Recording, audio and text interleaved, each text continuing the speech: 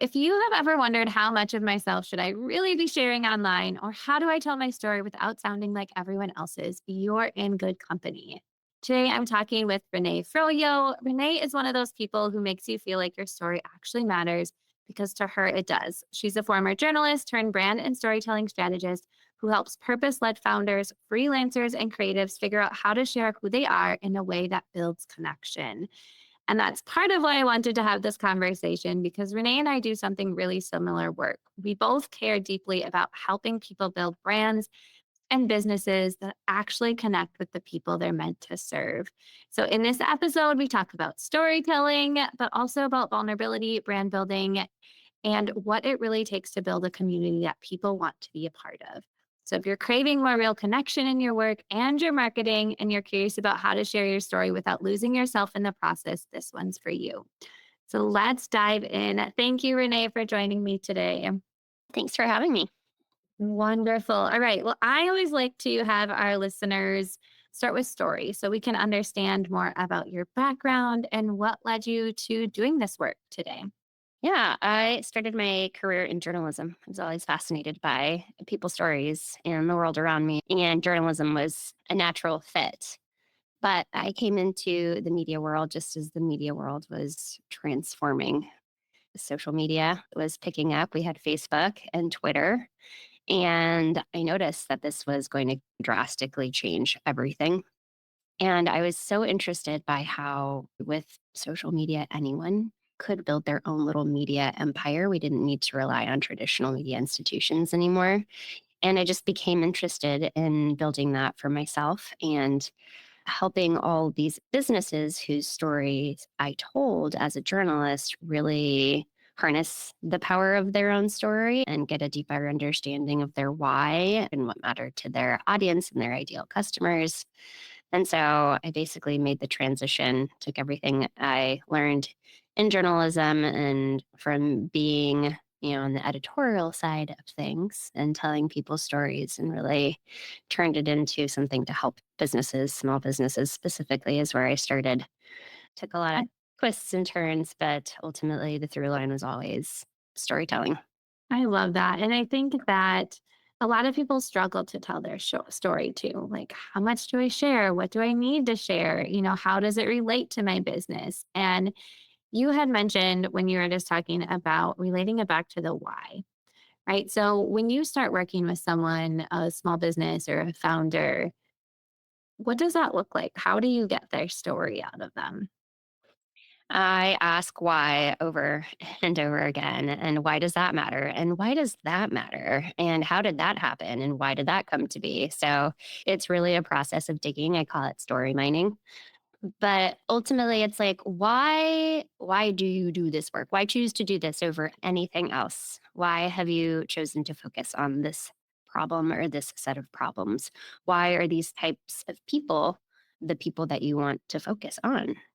Why this customer and not that type of person? Why this approach and what other approaches have you tried? And why haven't those worked? Or why have they? And what have you taken? So it's really just an activity, an exercise that requires deep listening, right? Really trying to understand and helping my clients understand themselves ultimately and really see themselves. I was actually writing something up about this for tomorrow for my own marketing. I came across a study of neuroscientists that showed we're not actually capable of self awareness for very long periods of time. Like we can only actually do so much critical thinking and thinking about ourselves by ourselves. We're just not capable of it. But what we are capable of doing in conversation, we're able to talk about a problem at length and we're able to think through a problem at length and we're able to have more awareness and self awareness of ourselves and the problems that we're dealing with. What I've found in my work is that clarity really doesn't happen in isolation. It happens in conversation. I think it's part of the reason why people are so excited and obsessed with their chat GPTs and talking with their chat GPTs and asking questions because they're in conversation, right? They're getting out of their head. And if you do it effectively, you're having it prompt you with questions more than giving you answers, right? That help you think through some new solutions. That's limited too because it's scraping information off the internet, but it's not really a person who's had an experience that might be similar to your experience or can understand similar experiences that can help you uncover a little bit more. Right. So, yeah, it's a conversation. Ultimately, the process is a conversation and a series of asking good questions. Yes. Oh, I love that perspective. And it's funny when you talk about why this matters. And it's a totally different scenario. But one of my clients is a leadership consultant. And that's part of her process when she works with other clients. She always goes in, why does this matter? Why does this matter? And keeps Hmm. saying why. And she's done it with me before because there's so many things that come up that you don't think of. There's so many ahas, and it really gets to the bottom of it. I don't know why I've never thought to do that with some of my clients too, because a lot of what I do is helping them tell their story, um, but just looking at it from that different lens. Hmm. Do you find that people have a ton of ahas when you're walking through that exercise with them? Oh, yeah, absolutely. And in teams too. I've been in these conversations with teens doing these interviews and story mining, and they look at each other and they're like, I never knew you had that. I never knew, that this is the way you approached this, Oh, we should, like change entire processes just because we had a space to have these conversations that really unlocked new insights.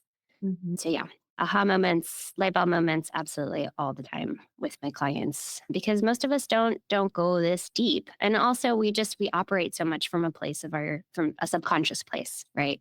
We have all these influences in our life that are cultural, societal, just from how we were raised, where we were raised, what experiences we had in our life. And it's hard to see ourselves, just from our own point of view. Um, so we don't even know what questions to ask. So I think that really is like the critical skill is just knowing what questions to ask and knowing what follow-up questions to ask. Because if you're asking the right question, you have Mm. a better chance of solving the problem. It's a skill set that we don't pay too much attention to, but it is like critically important. I think that goes back to your part about your conversation and that we can't fully see from the outside, right? So I was just talking about this with someone before we hopped on this call of she's having trouble telling her story, getting her messaging and marketing, all of that. And I said, because a lot of times it's hard to see from the outside in when we're so in it. You're in it. Yeah, Right. It's like I even hire people to help look over my stuff absolutely. because while it's something I do every day, it's hard to do it for myself. Yeah. I mean, a therapist doesn't do therapy on themselves. They go pay another therapist, right? Exactly. Yeah, Yes. And that is a good thing. No, but it's so important to look at it that way because when you start to ask the right questions and what you had said, listening is so important. And I don't think we do that enough anymore because people rely heavily on AI and ChatGPT. And I think it's great. It's a great tool. But the more that we can have real conversations and listen to what people are saying and deeper understand that, the further we're going to get and the more powerful it can be. absolutely. I actually just posted about this today that it's like the number one thing I'm trying to teach my kids and impart on my kids is how to actually listen to understand and know another person rather than listen to respond, which is what so many of us do. Everyone's pretty self involved. And a lot of us have a ton of insecurities. And when we're talking to another person, we're so concerned with coming across as interesting, smart, funny, like whatever it is, that we do have a really hard time listening. We really have a hard time, like just being in a space and giving someone else a space and asking them questions and being curious to really understand their perspective. It's a really important skill, not just for work or your professional life, but for your personal life, right? For relationships, like every relationship that's a good relationship, it has two people who are really good at communicating. And like a big part of communicating is learning how to listen intently, right? And there's like all these books about it now, and there's all these tools that you can sort of train yourself and habits that you can form to do that. One of the ones that I love that I try to teach my kids is what do they call it? It's essentially repeating back what the person said, right? So that you first can make sure that you understood them, right? And a lot of times you probably didn't. You understood it from your own lens and your own perspective. And that gives them a chance to respond and say, actually, no, that's not what I meant, right? And it also just encourages you to listen deeply because you're trying to repeat back what you heard, right, before responding. So I feel like that is something I learned from, was it the book Super Communicators? One of those books, or maybe it was my therapist. I don't know, but it's a really, really great tool that has improved communication in my own relationship and has made me a better coach, for my business clients too. Okay, I'm gonna need all of your book recommendations. Yeah. I love a good book, but I also think that is so important. And I did see your post on LinkedIn this morning, and it Mhm. really got to me because Mm, I think anything when I think about wanting to raise my kids as kind humans, right? Like mm, that's ultimate goal. And I think you had said that in there too. And so many times I look back and it's like, oh, I could have done this differently, or maybe they should be doing this. mm. But it's about teaching them, I think, how to interact with other people. It's funny because a lot of like summer, my mind's been in a million directions, but I think of this because with my twins, they are very afraid to do anything on their own Mm, because they always have each other. mm. And this is totally going off subject, but I feel like I have to share this. So Uh-huh. we have each other. And so when they go to school, we've had them in separate classrooms, but they always want to be together. And it's like, well, they have to be their own friends and they have to have their own thoughts and they have to do this. But then part of me is thinking, yes, but can't they still make their own friends if they're together? Can't they still have their own thoughts and feelings? Like they're still their own person. And so it's just been always a struggle to me of like, I want to raise them to have, be a strong individual, but also see them from like, that's how they were born. They've all Yeah. been together. It's like, I know this we could go off on a whole different tangent, but I struggle so much with it. And then when I saw your post, it's like, it's so true though. Sometimes we have to put them in uncomfortable experiences to really understand like Oh, how to absolutely. choose differently, how to have these conversations, how to connect because we don't connect on a personal We level. don't. We don't. Yeah. I mean, that really is my sole mission and goal with everything I do is just to help people be more connected, right? More connected to themselves, to their communities, the people they meet and interact with, to each other, the people with vastly different political views and religious views and all the things. But in terms of your twins, I feel like you really don't have to worry so much about shaping strong individuals. Like our society does that. So like we live in a culture where it's like all about the individual at the expense of the collective, right? Whereas other cultures, like some Eastern cultures, are like it's all about the collective at the expense of the individual, right? And there's some balance in there. And so I don't know as parents if we have to do so much of that fostering of independence because I feel like that's the messaging that they're constantly surrounded by. What I'm really interested in exploring is that paradox. I mean, we are as human beings, right, as this species, we're simultaneously trying to stand out as individuals, right, and have status within a group, but also feel belonging to that group. Like those two things are kind of at odds. So first you need to feel belonging to a group. So you need to fit in, right? So we find all the places where we fit in. We fit in with our political beliefs, with our religious beliefs, with all these things, with our identities, where we were raised, like all the stuff. But then within that group, we seek status, right? We seek to be seen as valuable, as worthy, as someone people pay money to do things, right? Like constantly but we're at odds with this thing, trying to stand out and trying to fit in. And I just think that is why storytelling is such a critical skill set. It helps you untangle so much of that for yourself while also helping you establish yourself within a group. Like, I believe these things, I value these things. So you start attracting the people that value and believe in those things. Right. But I also come from this experience and am doing this thing and this is how I can help then you. And so that helps you kind of stand out via your unique set of skills and experiences and expertise and all of those things. You need to attract attention and stand out, but you also need to do it with the right people. So sharing that your stories essentially illuminate those things, what you value, what you believe in, what you do, how you can help, how you do it differently, all those things. Oh, I love looking at it that from that perspective too is, just being able to take those things that you value and you believe in and make them part of your story, right? Because that's important. So when you work with your clients, how do you help make sure this is in their, part of their story? Where do you start? We start with branding. We start with a series of branding exercises, which are branding exercises that I took from my time at startups, right? Really helping startups develop their marketing, content marketing, and editorial systems. So that's how it starts. We go through a series of exercises where we figure out your why, your what, your how, your for who. We really dig into audience psychographics. Don't really pay much attention to demographics because I think they're meaningless.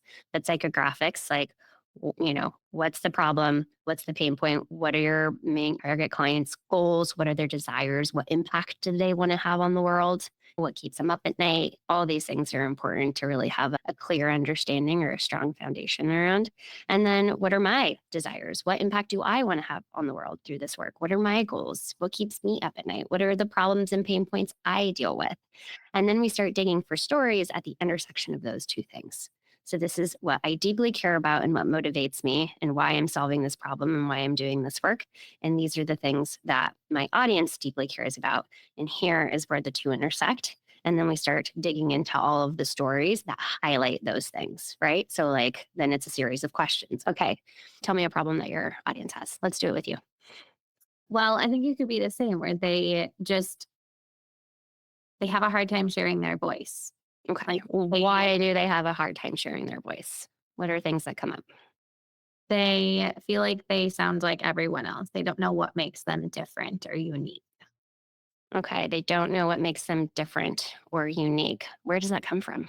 Where does that lack of confidence in their voice stem from? I think it can stem from way back, like what we were talking about, the generational things, different communities they've been surrounded by. Maybe it's different workplaces they've been in where they didn't feel like their voice was valued. Okay. Have you ever felt like your voice wasn't valued or you weren't heard? Yes. You want to tell me about that time?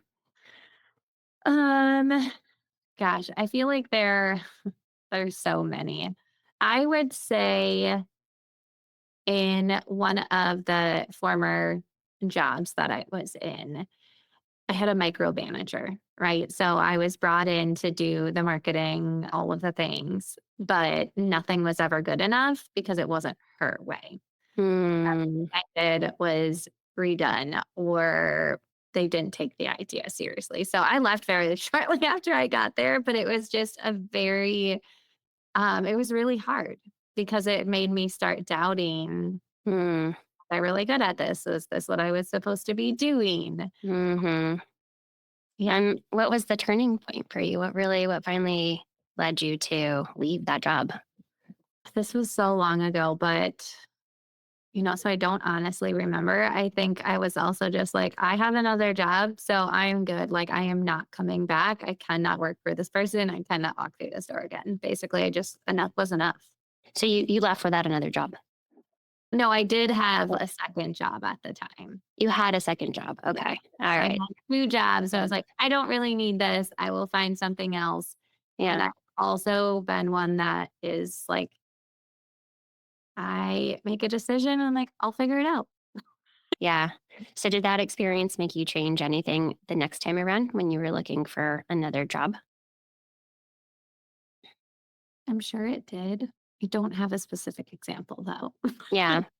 Well, I just encourage you to think about it, but you could take that story or a story like it, add some detail, say it or write it, record it in a way. We would structure it in terms of what makes a good story, which is you start by piquing my curiosity, right? Either with an element of surprise or posing a question or something shocking or dropping me in the middle of the action, right? And then you would introduce yourself as the character who is struggling with this thing. You're in a job with a micromanager who refuses to take any of your work seriously because it's not her way and it's her way or the highway, you know?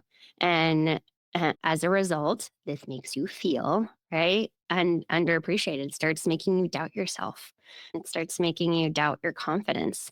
You could plug it into your client experience. I deal with clients all the time who like lack confidence because of the way that they're seeing everything else done online, right? They're comparing themselves to other people. And it's like people are yelling at you all the time online, like, stop doing this, do this. This is the method that works. Do this approach. If you don't do this, like, you will never make money. If you do this, you will make $10,000 in a day, right? And it really starts making you doubt yourself. It doesn't have to be that way.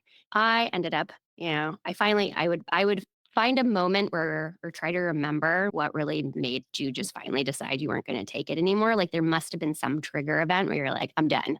Like I'm officially done. I don't need this. And I left. And there's some takeaway at the end, right? So the resolution, there's a new way or a difference or an insight or a learning that you can apply and help your audience, right? Like there is another way if you are feeling stuck and starting to lose your confidence, you know, that you don't have to stay that way, you know, and you could tie this back to business or not, but you could say, like, this is how I help clients do that thing. Right. So that is a story. And that is my process essentially, where we're like, let's find a thing that you know keeps your audience up at night, you know, that's a real pain point that you have also experienced. Let's find the story, right? And then let's tie it back to them and then how Mm, you help. So we're doing that if we're turning it into a business story, right? Or a story in service of your business. I also think the stories that I dig out of my clients don't all have to be tied to a business lesson or what you do, right? Like they don't all need to end in a sale. Like some of them can just highlight, like, this is the kind of person I am. Right, like my story today about my kids, you know, it's highlighting what I care about as a parent, and maybe someone chooses to work with me for those things, right? They know there's a million other brand content storytelling strategists out there, but they want to work with me because of my values and the way that I'm approaching my kids, you know, is clearly the way that I would approach my clients with kindness, with openness, with curiosity, right? All those things. So that ultimately is in service of my business, but it's not a direct sales storytelling for sales, you know, story. It's just here's who I am. And I've had plenty of clients that have said, my client hired me because I talked about my obsession with Blink 182. And they also have an obsession with Blink 182, right? Or like my obscure hobby, you know, like the fact that I love bonsais is the reason that they DM'd me and we started working together. I had one client, you know, I ask everybody, like, why'd you choose to work with me? Who said, I just felt like I could get a glass of wine with you. I love it. I made my storytelling, my marketing, mm. you know, truly serves as an extension of myself. And that is what is attracting people, the right people. She was a wonderful client to work with. That's so powerful. So there's two things I want to take from that. The first one, like you said, it doesn't always have to tie back to a sale, but when you can relate it to things that you value and you care about in your life, I always tell my clients, people, a lot of times when we're, people like us, we're coaches, consultants, you're the founder. People work with you because it's the experience of working with you, Absolutely. not necessarily just what you're going to help them with. They want to feel connected to you. They want to like working with you. So you also have to show that human side and tell those stories. Like that's so important. And especially now with connection. Hmm. It's with AI, you can't believe everything you're reading online, or it all starts to blend and sound the same. You can Yeah. really tell when people are being real and authentic and sharing their story. Like, those are the ones I don't just keep scrolling past. Like, Yeah. I love all the Capture things your you post. interest. I'm like, gosh, she is so good. Thank you.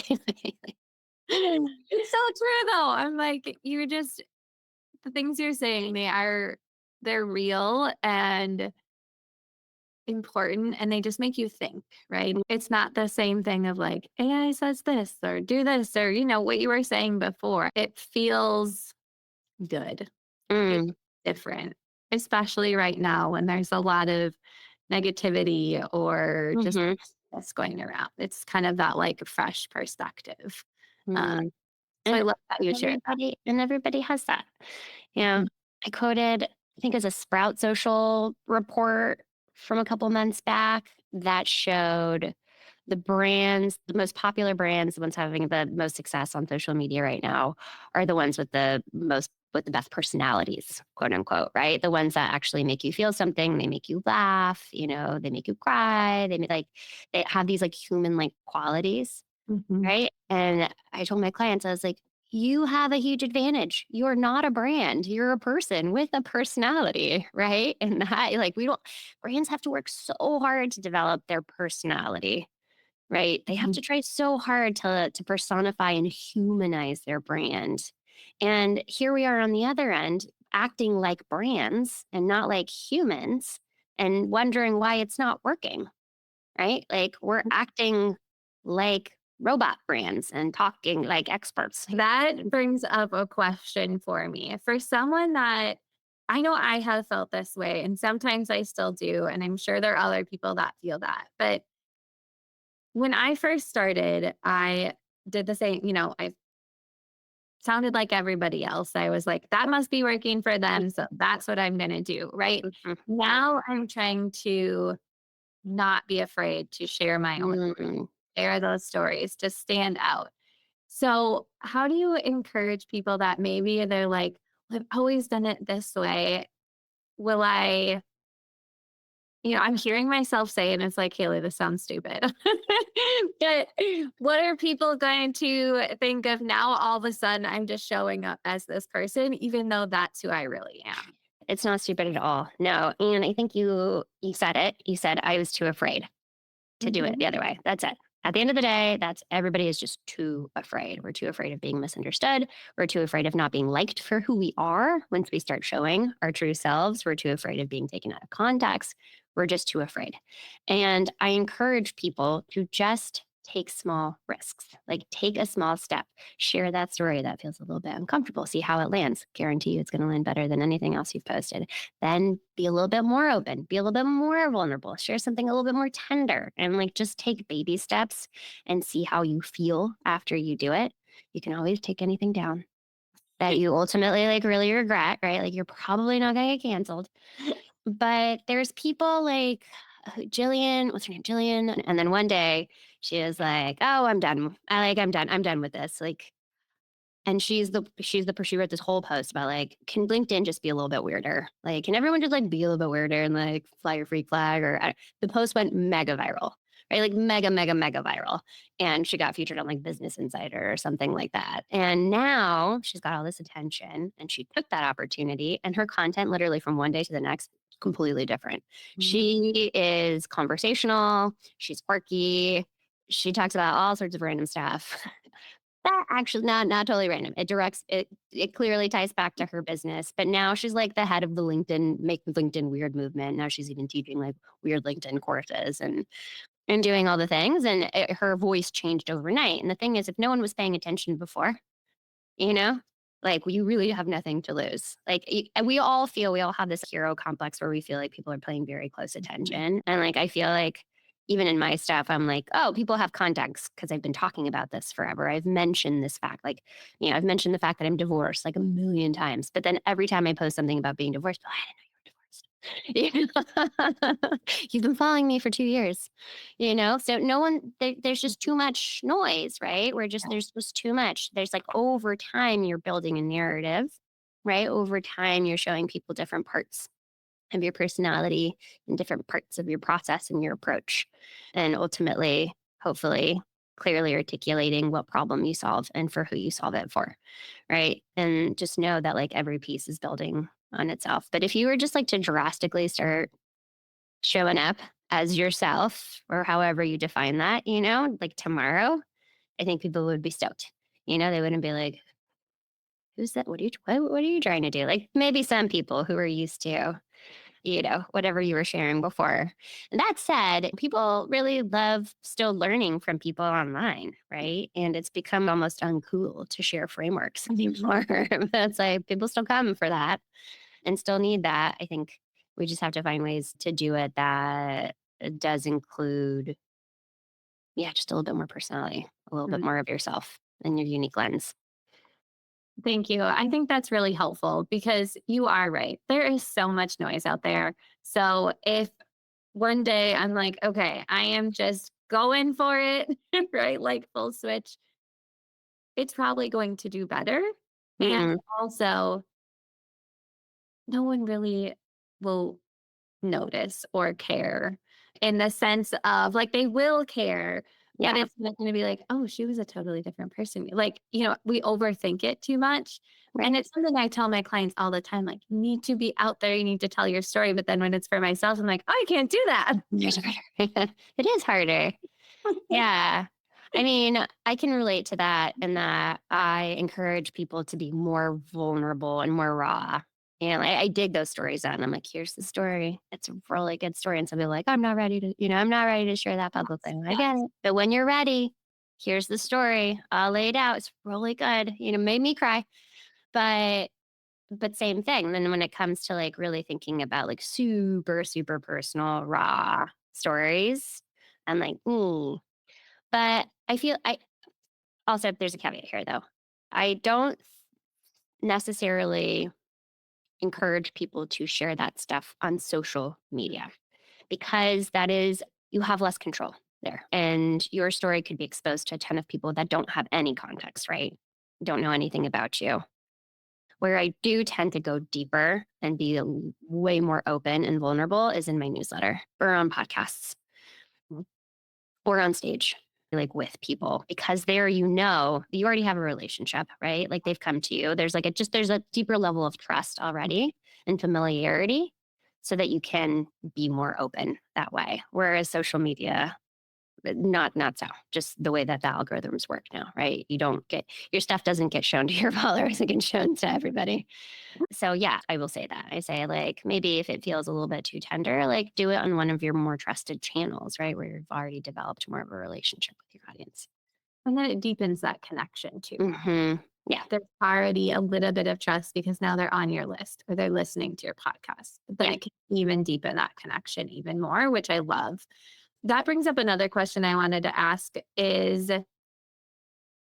do you help your clients decide that cusp between business and personal of like what you're sharing on your social media when it comes to those stories that connect with their business? You know what I mean? Because it's like Yeah. we can go really far to personal stories or all business, no personal. Yeah. Yeah. I always encourage a mix. I help people outline editorial calendars that have a healthy mix. And ultimately, I always ask, like, why am I sharing the story? Why are you sharing this story? Like, what's the purpose of it? What are you trying to do with it? What's the goal of it? Today, like, even with this story about my kids, I was like, why am I sure? I had to stop myself. I'm like, do I just want to write about, do I just want to, And part of me is like, no, this is a bigger mission. I need to share this because I feel like there's a bigger mission here to encourage everybody or more people to truly seek to be curious and understand other people's perspectives and points of view because I talk so much about telling your story, right? Owning your own story, attracting the right people with your story, but it's just as important to ask somebody else what their story is, right? I get so many more stories out of it that way too. Like I just create deeper connections. I have more insights. So I'm like, this is in service of my business. Again, this is in service of like helping people understand how I see things, my approach, why I do what I do, why I care about it, why it's important. So, and also to let people know that like it's summer and I take a step back from my business a little bit. And the reason I'm not on social media every day, I'm on social media like every 4 or 5 days during the summer is because I'm prioritizing my kids and travel and other things and yeah, back end business stuff. So anyway, it's to say, I was like, it felt very personal. I was like, is it related? I had to ask myself all these questions. And then if the answer is yes, then I post it, right? So I'm not just posting or encouraging my clients to just post random stuff because there's a lot of that too. People are like, yeah, make LinkedIn weird. And now it's like, I named my pet Rock. I was like, that's kind of funny, but I'm not entirely sure what the point of this is. Like, it needs a point. Everything needs a point. Every story you share needs a point, right? Otherwise, we're left feeling really unsatisfied with your story, right? It's like how kids tell stories all the time. They're Yes. like, and then this happened, and then this happened. First of all, there's no buts, right? There's no surprise. There's no like twists. right? And then this happened and this happened. I'm like, what was the point of that? I'm so disappointed. I thought something was gonna happen, right? I thought I was gonna learn something new. So the one little hack I've told my kids, and they actually started sort of developing a little bit more of a narrative intuition is like, instead of saying and, say but. Right. And then you're like taking me on twists and turns in your story and you're surprising me. And it's so much more interesting. Right. They don't totally get the point of having a point yet, but they're working on it. So, Oh, yes, my kids they each wanted to tell a story before bed last night, and one was like, "The bunny ran into the garden and got shot." And I was like, "Okay." oh, poor bunny. Or oh, they're boys. Everything, yes. Boys. Yeah, I have two girls and then two girls from my boyfriend who's also divorced. So we are also four And girls. all So girls? all Or girls, very different, very different. oh, it is funny because my sister has 4 girls, I have 4 boys. Oh, Although you don't really raise them differently, they are very different. I know it. I know. It's Oh, undeniable. Are they nearby? Do the four boys and the four girls get to interact? yes, yes, they are. So, all of my family lives very close, so we usually have very large gatherings and cousins get to hang out. It's lots of I fun. love But it. oh, yes, but anyways, their storytelling could use a little bit of work. So you have shared so much today. Thank you, Renee. I know even for my work and what I do, just mining those stories differently and asking people why and continuing to ask that why so that everything we're doing goes back to that greater why and our mission. And I know that's really important to me and the people that I work with because ultimately we're all here to make a bigger impact. Yes. Right. And it Yeah. looks different for everyone, which I think leads me to the last question I like to end these episodes with is how do you define success? So, what does it look for you like now? Success for me at the moment looks like being able to take my time, being able to slow down, to simplify, to work deeply, to connect deeply, and not rush through the things I need to do, not rush through my client work, not rush through my day, not rush through my interactions with my kids. So for me, building an intentional business that really allows for scale through depth and thorough thoughtfulness is really the ultimate goal. It's part of the reason why I'm moving some of my one on one client work into community. I've started teaching cohorts. I do in person retreats every year, and those are wonderful. And I'd like to do at least maybe twice a year. So, like, really bringing people together to work on their business in community in person. So, yeah, that's what success looks like for me, like not having to do all the millions of marketing things and hacks and fill funnels and do automated sequences. Like I never did any of that. And I was like, I should because I'd have a bigger business at this point. I'm like, I don't need a bigger business. The size of my business is great in terms of income and clients. I just need to be able to continue to do what I'm doing, honestly. And so I'm in a place where I'm really comfortable and I just hope that I can continue doing this work.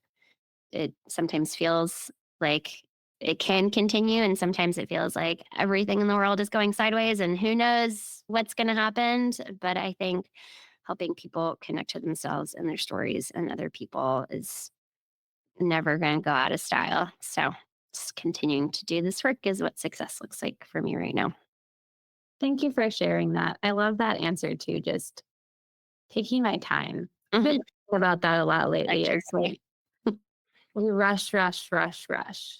And just being more present for me, I think is important. But I like looking at it like your lens is just not rushing through client interactions or client work and through things with my kids. So thank you for sharing that. I think that's something to think about. And I did also want to talk about all the community stuff, but our conversation went per, per my squirrel brain sometimes. So we could have a whole nother conversation on that. But thank you, Renee, for sharing your processes, all the behind the scenes today. I really do appreciate it. And I know our listeners do as well. And I will have all of your links in the show notes. But if people want to find you, they want more help sharing their story, where can they find you? They can find me on LinkedIn, Renee Lynn Froyo. They can find me on my website, reneelynfroyo.com, or better yet, my newsletter, a good reputation.online. Amazing. And I know I follow you online. And like I said, your posts are so good. So I recommend all of our listeners follow Renee. And thank you again for sharing today. Thanks, Haley.